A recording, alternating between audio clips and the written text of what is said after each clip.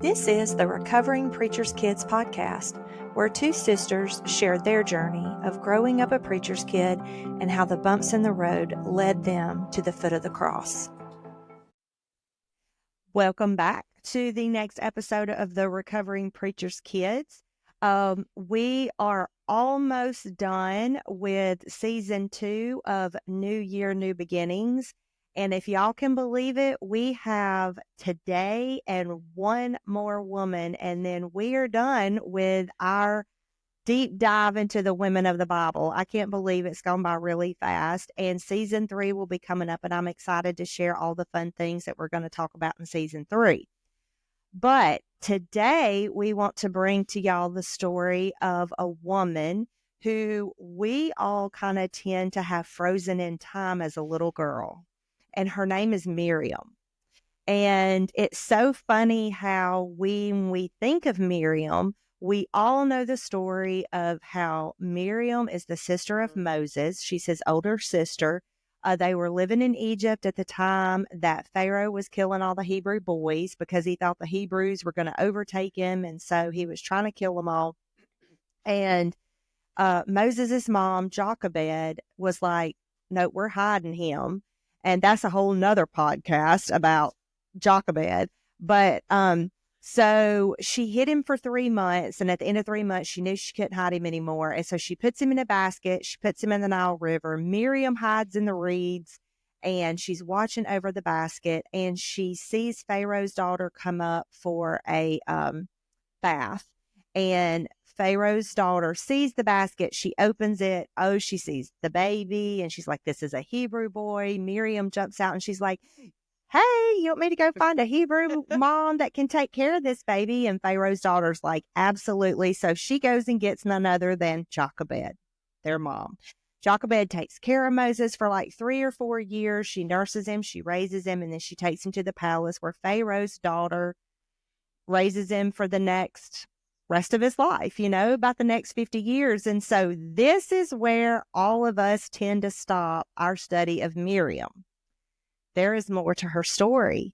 So when the whole time that Moses is being raised in the palace, Miriam and Aaron are being raised in their parents' home, which was in slavery and poverty. They grew up very different lives.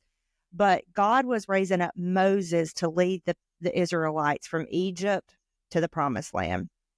And Micah 6:4 tells us that when God set all this up, he called Moses, Aaron, and Miriam to lead all of them. I have missed that too. And so Miriam was kind of like the leader of the women. And do not miss the fact, this was not a 20-something-year-old woman. This was a woman later on in life. We know that she was 10 years older than Moses. So she would have been in her, 60s, 70s, 80s. I haven't done the math, but she would have been an older woman. But she was leading the women. And so while they're in their 40-year trek, there comes a point where Moses decides to appoint 70 elders to help lead. And Miriam gets mad. And so she starts a rebellion and she's like, Moses is married to a Cushite. Now he's called these 70 elders. And what's he doing? And she leads this huge rebellion. And understand, this is a rebellion of like 1 million people? Something like that. Like a lot of people. And so God is none too pleased with her and gives her leprosy. And so she has to leave the camp for 7 days. And while she's gone, Moses is praying for God to heal her, which that really stepped on my toes because I honestly don't think I have ever prayed for anyone who has purposefully hurt me. That's a whole nother story. But for 7 days, nobody moves, like they're waiting on her. And that's another point, is that our sin can keep people from moving forward. But anyway, so she comes back after 7 days. She's healed from the leprosy. They move forward. And of course, eventually they go to the promised land. But guess what? She isn't able to go. Her sin keeps her out of the promised land, just like it does her brother. But her story ends that after she passes, the Israelites hold this huge funeral for her and mourn for her for 30 days. And so I don't want it to get lost that, while there's a lot to unpack about her sin and how she handled things and all of the things about her, she ended up with this great redemption story because she was a wonderful leader. Even though she got tripped up, she was a wonderful leader because they mourned for her for 30 days. You don't mourn for someone for 30 days. You don't hold this big funeral and do all that for someone that she was annoying. Like Right. you just don't. And so that's kind of Miriam's whole story. And I have to tell y'all, even though I knew she had led the women, even though I knew she had done all that, I still envision when you say the word Miriam, I still think of the little 10-year-old girl in the reeds at the Nile River. I Yep. don't think of a grown woman leading other women through the desert for 40 years. And I don't think about a woman who led a rebellion against her brother. Right. Me neither. I mean, and we remember all the stories, I don't know, did you have flannel boards in church in Sunday Yeah. school and stuff? So we would have on the flannel board, the baby Moses in the basket on the river and Miriam and all. And I have to even admit, down to the cartoon version of Pharaoh, wasn't that the name of the cartoon, the movie or something like that about this whole thing? I forgot how it was anyway. But, the cartoon even paints them as young people. So therefore, in my mind, Miriam has stayed either this 10-year-old girl who is watching through the reeds or in the grass or whatever along the Nile to make sure Moses see what happens to him, take care of him or whatever. To even, I think of it, even a teenager or a young woman in her 20s when she's led out of Egypt. Never, not one time have I ever thought of her as a leader. I just No, looked at her as the big sister, if the that makes sense. babysitter. The babysitter. Yes. Yeah. That's And I have to say that for me, Miriam, like I get her now in me a too. way that maybe I didn't before because, and I say this every week, oh, I am her. But, she wasn't just dropped down in the book of the Bible the story of the Bible for no reason. I mean, she's there for an example for us. But sadly and embarrassingly, I have led a few rebellions of my own. And I Same. think her story is such an example to us, whether it's in the church, in our homes, in our communities, in our jobs, that as women, our words hold weight. And she got jealous. I think that one of the commentaries I was reading was talking about that what Moses looked at as the 70 elders being an asset, she looked at as a threat. And as you and I were talking earlier, you were like, you could see it as like a control thing. Like here she had, I can control Moses and Aaron and I can control this little bit, but now we're adding 70 elders. And so she kind of started panicking. And if I put my feet in her sandals and put it into today's world, I do that. If Oh I yeah. feel like I'm out of control, I just need to control this. And if I have to bring a rebellion to make it more controllable and easier for me to hold, I'll do it. See, Yeah. we look at that word rebellion and we think of, getting on Fox 6 News and making this whole thing, but we can have we have rebellions, little Yeah. small ones in our homes, our church, our work, whatever.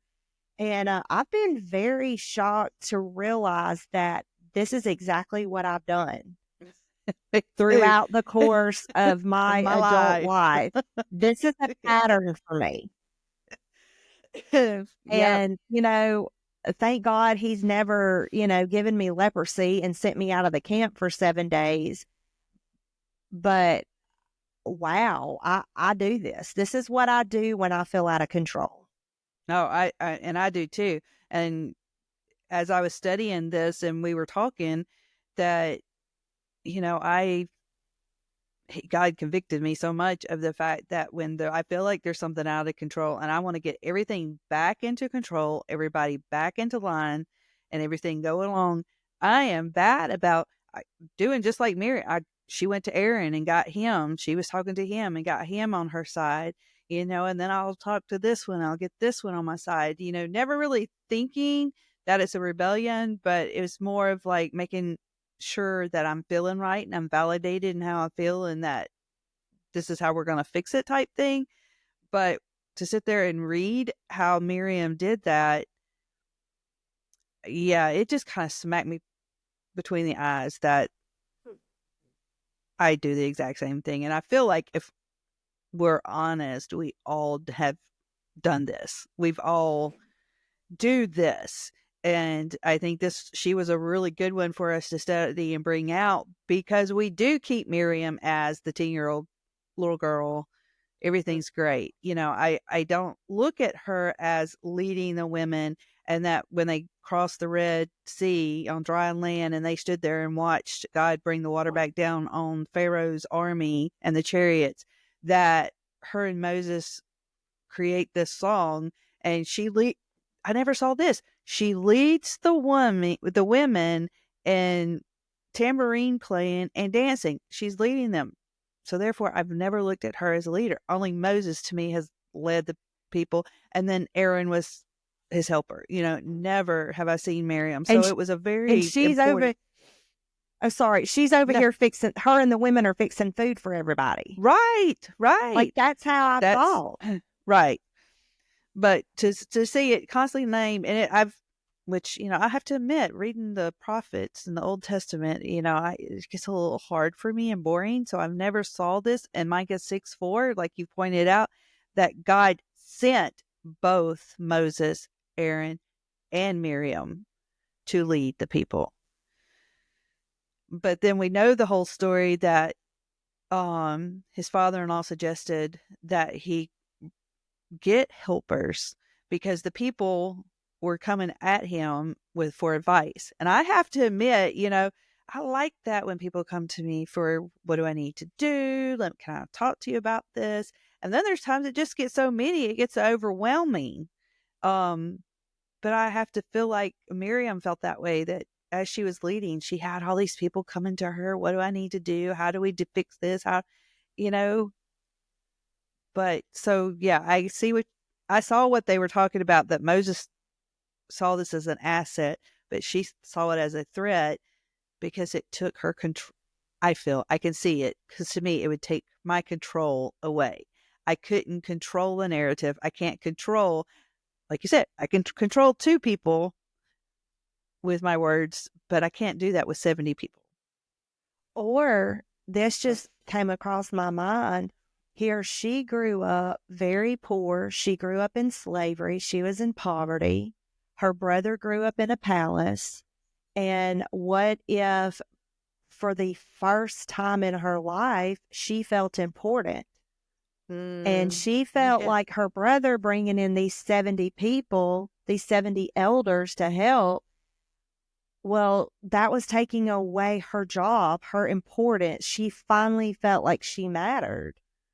And yeah. I can Okay. easily see that because I have felt that way before. I have felt in my life like I have finally made it, if you want to say, and then somebody changed the deck of cards on me, and all of a sudden I'm not as important as I thought I was. I'm not as useful as I thought I was, and I am very replaceable. Like, Yeah. I wish I were not, and I'm speaking more in a work environment. Yeah. Yeah, I can relate.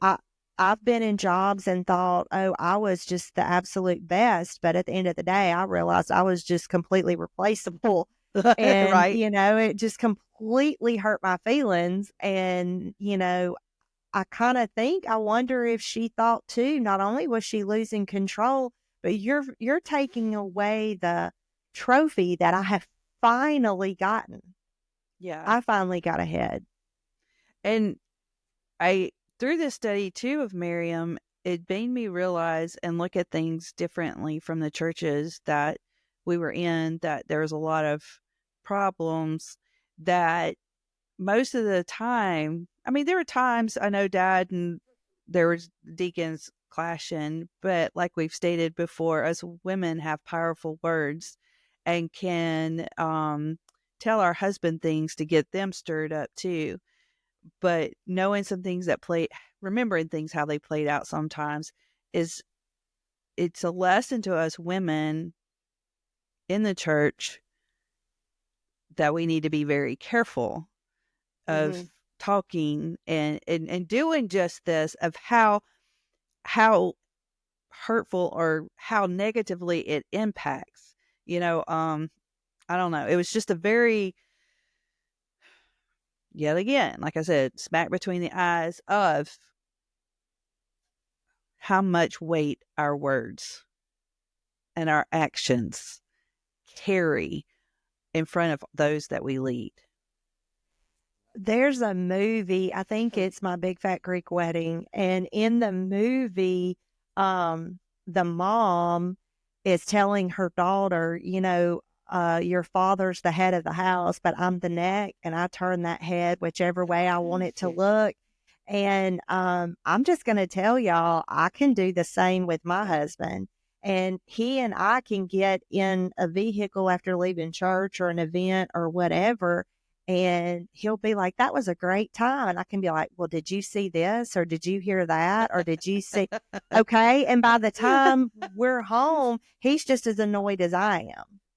And Miriam's story has shown me that my words do matter. And that, and I'm not saying there's not times we don't blow off steam, Right.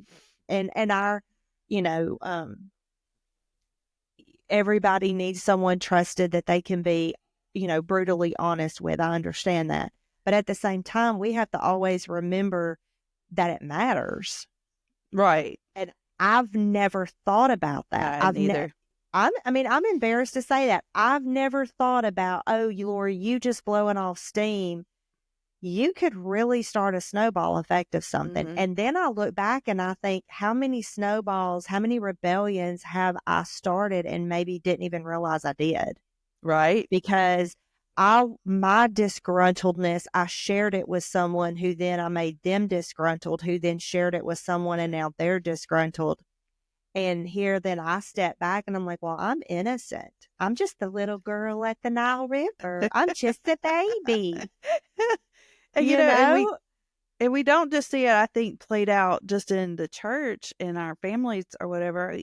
We can look at right now and see it played out in our country and our world. That, the whole point of some of this was Miriam rebelled against Moses, which in a sense rebelled against God, because God had placed Moses in a place of authority.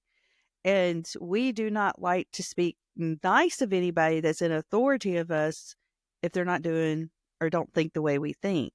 And it doesn't take, we've seen, it just takes someone taking one little insert out of something somebody said and twist it around to make it mean something else when it's out of context. And then you have this whole thing on Facebook that is going widespread. And what have they done? You've led a rebellion. And we still do it personally, but you think about how powerful Facebook and social media is and how much just things get shared and out there. So it's also a lesson to us believers that you need to be careful on the platforms that you're sharing, what you're sharing.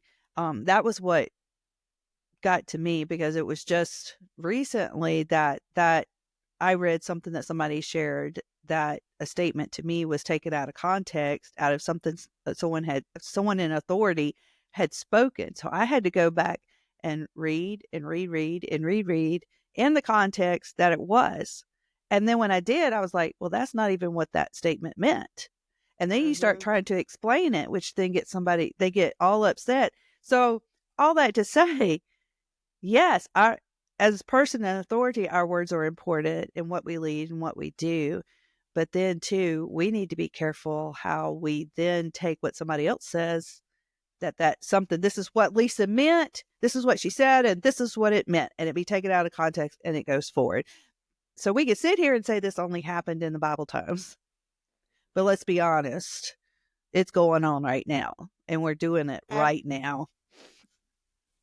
And it's so easily done. Oh, That's yeah. the whole thing. And to flip side of that, I had never caught that Moses prayed to God to heal her while the 7 days she had leprosy. And so I think about how many times that I have had someone talk about me, or I've been hurt, or I've been rebelled against, for lack of a better term, that I have not gone to God on their behalf. Because what I do is I want to flip it, and then I want to lead a rebellion against them. So to put it in this context, if I would have been Moses, I would have been like, okay, heifer, that's how we're going to go. That's how we're going to play this out. And y'all, I'm telling you, I would have led a rebellion against her. Right. Yeah. I would have had her thrown out. She would have been sent back to Egypt. She'd have been alone. I'd have fed her to the wolves. I'd have put her in a well. I don't know what I would have done, but it wouldn't have been going to God and seeking favor for her. And that was extremely convicting to me. That, like, wow. Yeah. Because I love it how we all sit here. I don't know, we're like, oh, well, I'm Irish, I'm German, I'm Indian, I'm, Asian, I'm, whatever our descent is. And isn't it so easy to say, oh, well, I act that way because, my thousands back here. Well, I hate to tell y'all, but I'm from the garden. That's where my heritage started, was from the garden. And we have got sin all the way through. So it has been an issue for me all the way through. And I think that Miriam, we can look at her and we can say, how she went from a girl who got it right to a woman who got it wrong. But she ended as she went back to a woman who got it right, because God healed her from the leprosy after 7 days, and then they mourned for her for 30 days. So we know that she was a wonderful leader. And I'm like, she finished strong, I guess is the point. Right. She finished strong. And I have less days ahead of me than I do behind me, because, I'm got a 5 in front of my age now. And so I think about, Lori, are you finishing strong? Oh, like the whole time I was studying Miriam, that's what I kept thinking. Are you finishing strong? Oh, wow. Ouch. The answer to that for y'all was a big fat no. But we're going to work on that. We're going to work on that. And I say it every week, but when we made this list, yet again, I had a preconceived idea of Miriam, of the story of how her life went, and then realizing how I've had her stuck. But then another thing that struck me about her is, we talk about names mean so much in the Bible, because Moses meant Pharaoh's daughter named him Moses because it means I drew him from the water. That's what it means. So Miriam, her root name means bitterness. Oh. So, to have your name mean bitterness, which she was born into a time that I'm sure that was what was, because they were being oppressed, that's what was going on. But to have that, but then to see her bitterness led to something pretty bad, that rebellion. And this other thing that struck out to me was that, you think of leprosy and skin disease, it's a gradual thing. This came on God, boom, like that. Yeah. And then he took it away, boom, that quick. So, it wasn't something that was, oh, this is a coincidence. No, they knew right then where it came from and what. But also to know it was such a public punishment killed me, because I don't like things that I've done to be aired publicly. I do whatever I can to keep it covered up. But God was like, oh, no. That's not how we're going to do this. And I think it served as a lesson to the people of Israel, not that it probably stuck, because Obviously. because it was a constant thing. But to love the fact that, that was just one little hiccup in her walk with God. I'm sure there was others, but that's the only one that we know that was recorded. And that she learned the lessons that she learned out of this for her to finish strong and to lead and to be mourned like this lets me know I have some hope. Absolutely. And, think about like when she was living her life, she had no idea all this was going to end up in the scriptures, that here we would all Right. these years later dissect her, but how different would we live our lives knowing that a book was going to be written about us and the choices we made and the decisions we made and the mistakes and the highs and the lows. And I think about that and how differently would I live my life if I knew that So it was 1,000 years from now a book would be written. But at the same time, isn't that really what's happening? Because isn't our goal as believers to leave a legacy behind of our yeah. faithfulness, of our willingness to say, hey, I led that rebellion, but I saw my mistake and I made it right. I asked for forgiveness. God forgave me. And I learned from that. So you don't do that. Yeah. And you were talking about the Israelite sin cycle, and we're in the same thing, but it's like, isn't that the whole point?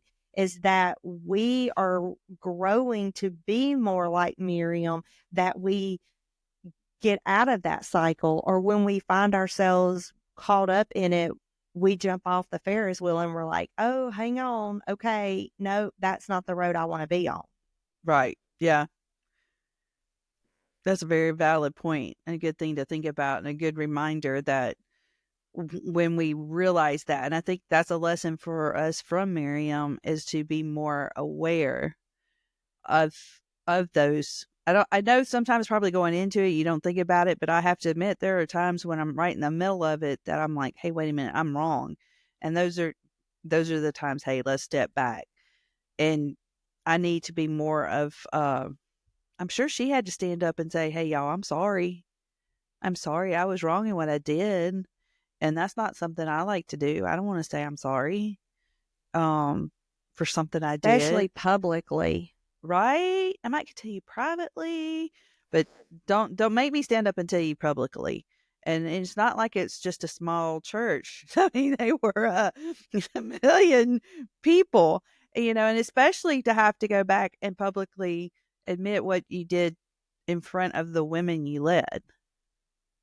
So I'm thinking of the people I led several years back that then I've got frustrated and acted wrong. So here's my public statement to you all that you know who you are that I led. I am sorry. I am sorry I took a turn. I'm being funny, but not funny, but I'm serious. Yes, it's a big wake up call to, in general, to all of us, but especially if you're leading, remember your words mean and have weight. And we have to take care of that critical heart. Oh, We yeah. have to deal with the root of that critical heart, because I wonder if Miriam's story would have been different if she would have been honest with herself and with God, that I've got a critical heart. And it's really easy to be that way. And we both said this one statement about the critical heart jumped out at us, and I love it. And I need to place this maybe I need to do a wallpaper and put it on my phone. That says, a critical heart that is grounded in fleshly attitudes will even express a right criticism in a wrong and fruitless way. And I am bad about saying something that is right, but doing it in a wrong way, or saying it in a wrong tone with the wrong face. That's me. I might be saying something nice, but my face is saying something else. And my face don't lie.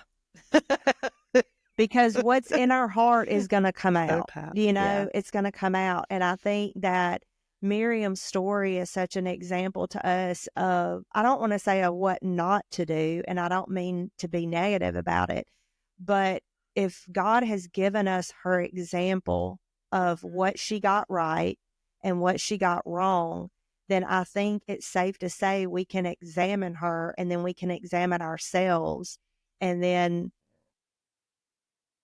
when we get to heaven, be like, hey, I got off the journey I was on because when I examined you, I realized I've got a Miriam's Mhm. heart, and Mhm. I don't want to. I want to end strong like she did. I don't want to lead the rebellion.